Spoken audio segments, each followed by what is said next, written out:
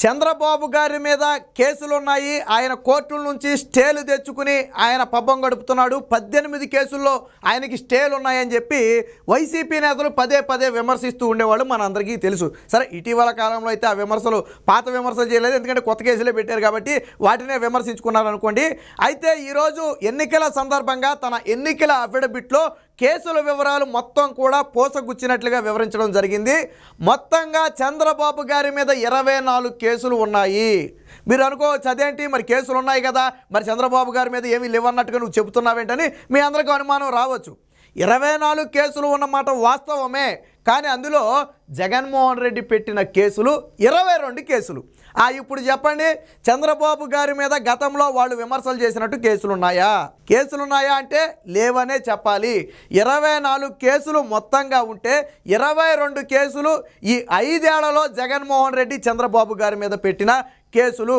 అయితే మిగిలిన 2 కేసులు ఏంటంటే, గతంలో 2010లో మహారాష్ట్రలోని బాబ్లీ ప్రాజెక్ట్ ఏదైతే ఉందో దాని సందర్శనకి వెళ్ళిన నేపథ్యంలో అనుమతి లేకుండా అక్కడికి ప్రవేశించారని చెప్పి ఆ బోర్డర్లో ఒక కేసు అయితే నమోదు చేశారు. అదైతే ప్రస్తుతానికి కొనసాగుతుంది. రెండోది 2012 ఆళ్లగడ్డ ఉప ఎన్నికల సందర్భంగా ఎలక్షన్ నిబంధనలు ఉల్లంఘించారు అని బహుశా మాట్లాడటం కావచ్చు, లేదా ఇంకోటి కావచ్చు, ఏదో జరుగుండొచ్చు.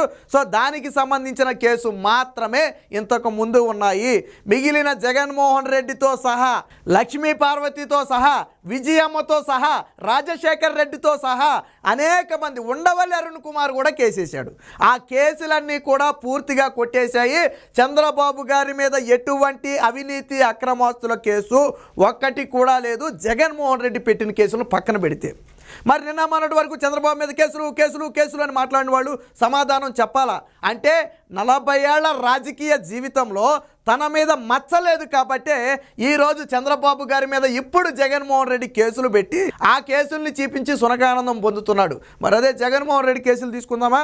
సిబిఐ కేసులు, ఈడీ కేసులు మొత్తం 32కి పైగా ఉన్నాయి. ఏది నేను చెప్పేది అక్రమాస్తుల కేసులే. మిగిలిన అన్ని కేసులు చిన్న కేసులు అటు పక్కన పడేద్దాం. కేవలం అక్రమాస్తుల కేసులే దాదాపు 31, 32 ఉన్నాయి. సిబిఐ, ఈడీ కేసులు ఒక్క కేసు కూడా ఈ రోజుకి కొట్టేలా. ఆ 31 స్టిల్ ఈ రోజుకి కొనసాగుతూనే ఉన్నాయి. ఎందులో కూడా ఒక్క దాంట్లో కూడా జగన్మోహన్ రెడ్డికి ఊరట రాలేదు. ఇది తప్పుడు కేసు అని ఒకటి కూడా కొట్టేలా. కానీ చంద్రబాబు గారి మీద పెట్టిన ప్రతి కేసు కూడా కొట్టివేయబడ్డాయి. విజయమ్మ గారు సుప్రీంకోర్టులో పిటిషన్ వేస్తే హైకోర్టు చివాట్లు పెట్టింది, సుప్రీంకోర్టు చివాట్లు పెట్టింది.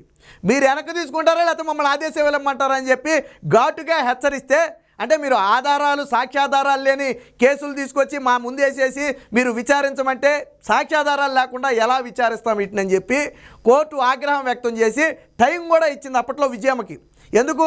మీరు ఆరోపణలు చేసి కేసు చేశారు, ఓకే బాగుంది, దానికి ఆధారాలు ఇవ్వండి అని అడిగితే ఎన్ని రోజులకి ఆధారాలు ఇవ్వట్లేదు. దాంతో మీరు తక్షణమే వెనక్కి తీసుకుంటారా లేదా, పని పాట లేదా, కోర్టు సమయాన్ని వృధా చేస్తారా, మేము ఆదేశాలు ఇస్తే మామూలుగా ఉండదని చెప్పి కోర్టు హెచ్చరిస్తే అప్పుడు క్షమాపణలు చెప్పి కోర్టుకి పిటిషన్ వెనక్కి తీసుకున్నారు విజయమ్మ. జగన్మోహన్ రెడ్డి తల్లి విజయమ్మ వెనక్కి తీసుకుంది కేసుని. అది చంద్రబాబు గారి చరిత్ర. అంటే ఈరోజు చంద్రబాబు గారి మీద కేసులు అని మాట్లాడుతున్న వారికి తెలియాలనే ఈరోజు దీని గురించి అయితే చెప్పడం జరిగింది. ఇదే సందర్భంలో చంద్రబాబు గారికి ఉన్న స్థిరాస్తులేంటి, చరాస్తులేంటి అన్నీ కూడా ఆయన అయితే తన అఫిడవిట్లో పొందుపరిచారు. దానికి సంబంధించిన వార్త వచ్చింది. జగన్మోహన్ రెడ్డి ఎక్కడెక్కడ ఏం కేసులు పెట్టాడు అనేది కూడా ఒకసారి చూద్దాం. సో మొత్తంగా చంద్రబాబు గారి మీద 24 కేసులు ఉన్నాయి. వైసీపీకి చెప్పుకోవడానికి బాగుంటుంది, ఎందుకంటే ఈ 22 కేసులు వాళ్ళే పెట్టారన్న సంగతి చెప్పుకోరు కదా. ఏం చెప్పుకుంటారు? 24 కేసులు అని చెప్తారు, కానీ అందులో 22 మేము పెట్టామని చెప్పరాళ్ళు. సో వాటిలో 22 వైసీపీ పెట్టిన కేసులే. సో టీడీపీ అధినేత చంద్రబాబుపై 24 కేసులు ఉన్నట్లు ఎన్నికల అఫిడవిట్లో పేర్కొన్నారు. వీటిలో 22 కేసులు వైసీపీ అధికారంలోకి వచ్చాక నమోదు చేసినవే. అవి కాకుండా ఏం కేసులు అయ్యా మిగతా 2 అంటే, 2010లో మహారాష్ట్రలోని బాబ్లీ ప్రాజెక్టు సందర్శించడానికి వెళితే అక్రమంగా ప్రవేశించారని చెప్పి ధన్బాద్ పోలీసులు ఒక కేసు పెట్టారు. ఆ కేసు రోజుకి ఈ నోటికి ఉంది. ఇక 2012 ఆళ్లగడ్డ ఉప ఎన్నికల సందర్భంగా ఎన్నికల కోడ్ ఉల్లంఘించారని ఒక కేసు నమోదైంది. సో అది కూడా స్టిల్ ఇంకా కొనసాగుతూనే ఉన్నట్టుంది, కొట్టివేయబడలేదు. నేను అందుకే చెప్పింది, ఎలక్షన్కి సంబంధించినప్పుడు నమోదైనటువంటి కేసులు ఆషామాషి కేసులు కదా, అంత ఈజీగా కొట్టేరు.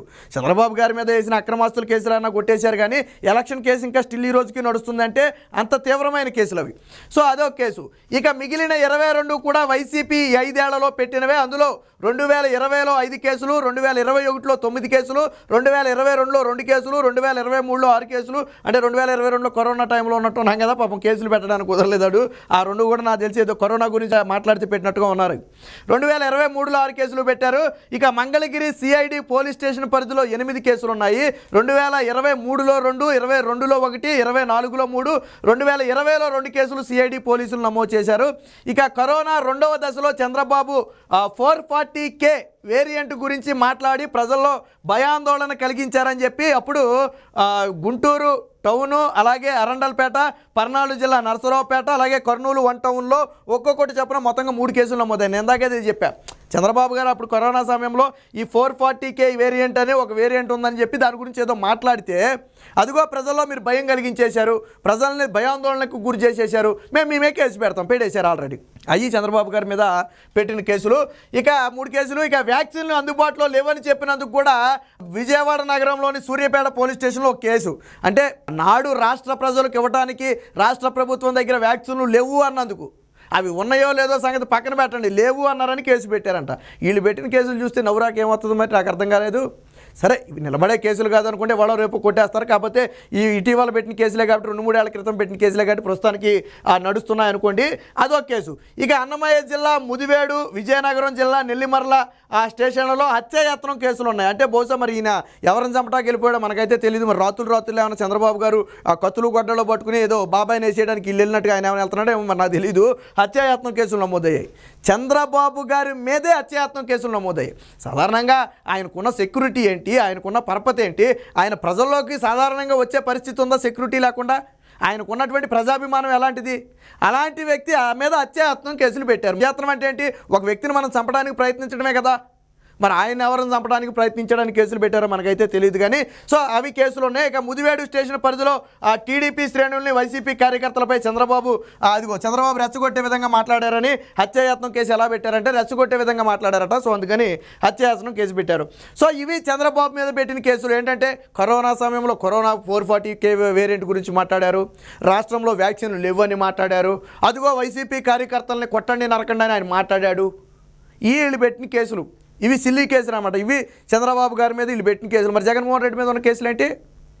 జగన్మోహన్ రెడ్డి మీద ఉన్న కేసులు ఏంటి? దాదాపుగా 43,000 కోట్ల రూపాయలు అక్రమంగా సంపాదించాడు. తండ్రి అధికారాన్ని అడ్డం పెట్టుకుని సూట్ కేసు కంపెనీలు సృష్టించి తన పెట్టుబడులు మొత్తం తన కంపెనీలోకి మళ్లించుకున్నాడని చెప్పి పెట్టినటువంటి కేసులు.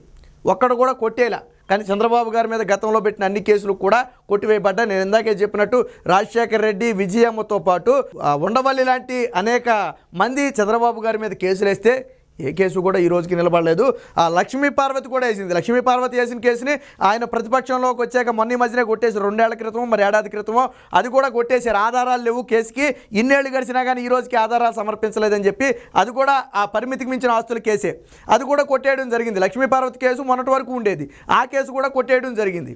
సో అది ఆ పరిస్థితి. ఇక బంగారం లేదు. చంద్రబాబు పేరుతో కేవలం చంద్రబాబు పేరుతో బంగారం అయితే ఎక్కడ ఉన్నట్టుగా లేదు.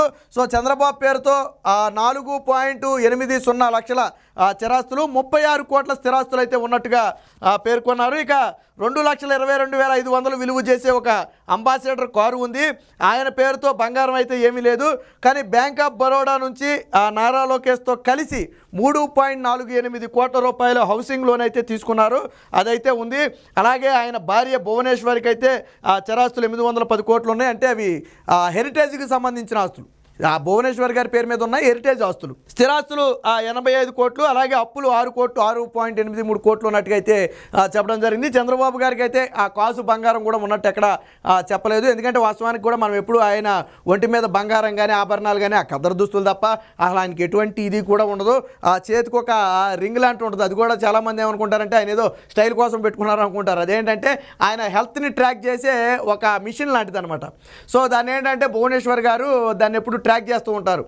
ఆయన హెల్త్కి సంబంధించి ఎప్పటికప్పుడు అందులో రికార్డ్ అవుతుంటుంది. దానికోసం పెట్టుకున్న రింగ్ అది. చాలామంది ఏమో జ్యోతిష్యం రింగ్ పెట్టుకున్నాడు, లేకపోతే చంద్రబాబు నాయుడు గోల్డ్ రింగ్ పెట్టుకున్నాడు అని చెప్పి చాలామంది కథలు చెప్పారు. ఒరే బాబు అది గోల్డ్ రింగ్ కాదు, జ్యోతిష్యం రింగ్ అంతకంటే కాదు. ఆయనే చెప్పాడు ఇది తన హెల్త్కు సంబంధించి హార్ట్ బీట్ లాంటివన్నీ కూడా ఎప్పటికప్పుడు చెక్ చేసి అప్డేట్ చేస్తుంటుంది అక్కడ మొబైల్కి.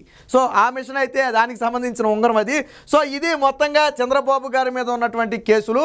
24 కేసులు అయితే జగన్మోహన్ రెడ్డి 22 కేసులు పెట్టుకున్నాడు. విచిత్రం ఏంటో తెలుసా? ఇందులో ఏ కేసు కూడా నిరూపించబడలా, ఏ కేసులో కూడా చంద్రబాబు గారికి శిక్ష పడలా. కేవలం ఏదైతే స్కిల్ డెవలప్మెంట్ కేసు ఉందో దాని ఒక్క దాంట్లో మినహాయించి, అది కూడా తర్వాత ఏమైంది, ఆధారాలు చూపలేకపోయారు. అసలు ఆ కేసు ఊసేలేదు కదా. ఇప్పుడు ఎన్నికల కోడ్కి కేసుకి సంబంధం లేదు, కేసు అనేది నడుస్తూ ఉండొచ్చు. జగన్మోహన్ రెడ్డి అక్రమాస్తుల కేసులు నడవట్లా, కానీ చంద్రబాబు గారి కేసు దాదాపు మర్చిపోయారు. చూడండి, వాళ్ళు కూడా ఎక్కడ చంద్రబాబు గారి కేసు గురించి మాట్లాడట్లా. మీకు విచిత్రం ఏంటంటే, ఇప్పుడు జగన్మోహన్ రెడ్డి గారి అవినీతి గురించి చంద్రబాబు గారు ప్రతి సభలో మాట్లాడుతున్నారు.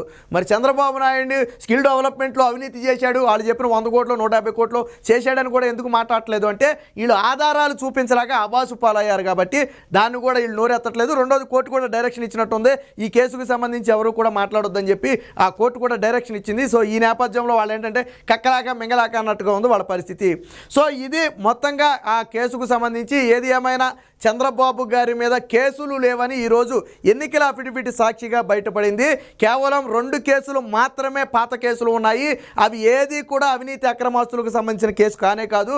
ఒకటి ఆ బాబ్లీ ప్రాజెక్టు సందర్భంగా ఒక కేసు, రెండోది ఏంటంటే ఎన్నికల నిబంధనలు ఉల్లంఘించారని 2012లో ఒక కేసు తప్ప మిగిలిన కేసులు ఏవి కూడా ఆయన మీద లేవు. ఆయన స్టేలు తెచ్చుకుని బయట తిరుగుతున్నాడనేది పచ్చి అబద్ధం. ఇప్పుడు జగన్మోహన్ రెడ్డి పెట్టిన కేసుల్లో మాత్రం ప్రస్తుతానికి బెయిల్ మీద ఉన్నారనేది మాత్రమే నిజం. అంటే జగన్మోహన్ రెడ్డి ఇప్పటివరకు చంద్రబాబు గారి మీద చెప్పిన కేసులన్నీ కూడా అబద్ధం అని చెప్పి ఈ సందర్భంగా బయటపడింది.